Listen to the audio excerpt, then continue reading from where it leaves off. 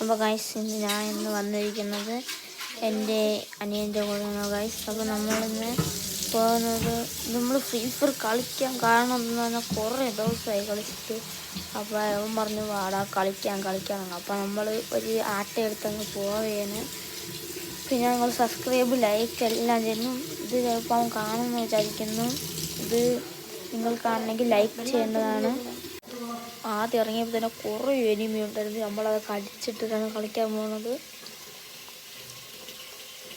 എൻ്റെ കോസ്റ്റ്യൂമൊക്കെ കൊള്ളാം. ഞാൻ 4 വർഷമായി, അത്രയേ ഉള്ളൂ.